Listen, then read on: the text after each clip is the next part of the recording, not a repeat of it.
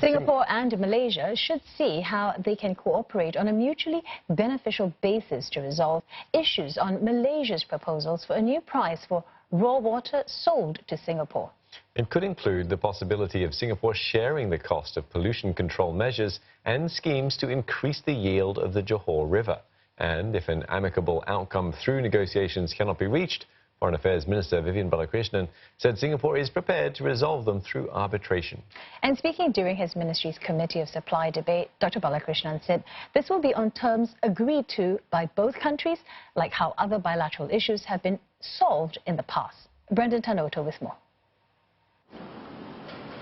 Major infrastructure projects like the Singapore-Johor Bahru Rapid Transit System link and the Singapore-Kuala Lumpur High-Speed Rail were delayed after the Malaysian-Pakatan Harapan government took office in May 2018. The Foreign Affairs Minister said Singapore could have enforced its legal rights and sought full compensation from Malaysia, but it did not. In the spirit of constructive bilateral cooperation, at Malaysia's request, we agreed to temporarily suspend both projects through formal agreements. And we gave Malaysia time to review their position and to propose amendments to what both sides had in fact agreed to contractually before. However, these major infrastructural projects cannot be suspended indefinitely.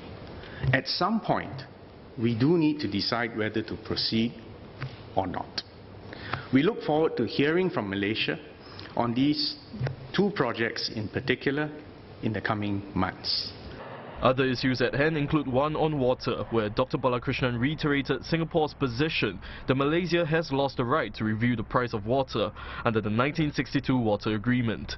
This was made clear as early as 2002, when Singapore last negotiated with Malaysia as part of the package deal.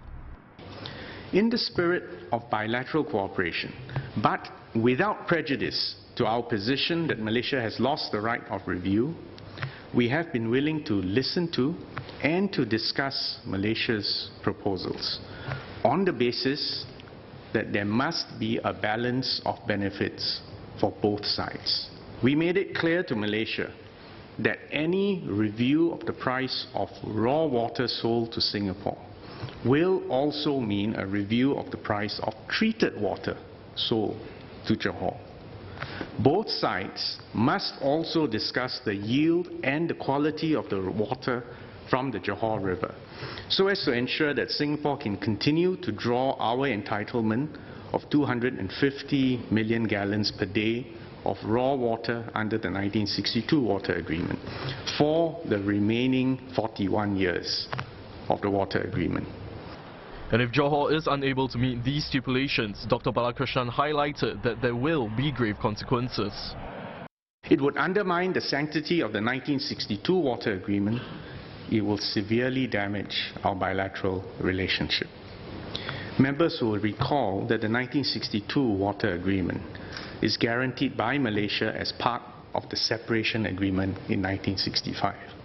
And this is the sacred document on which we draw our independence.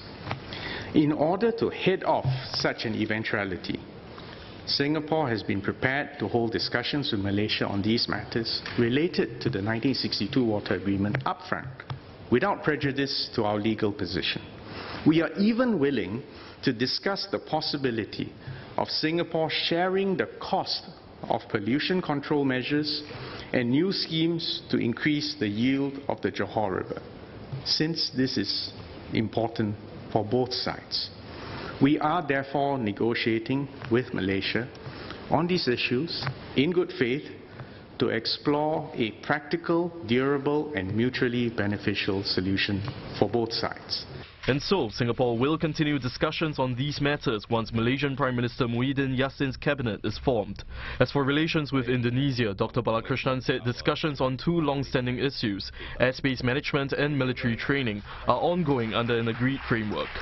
Singapore is also working with Brunei to explore new areas of cooperation and deepen ties between the younger generation of leaders.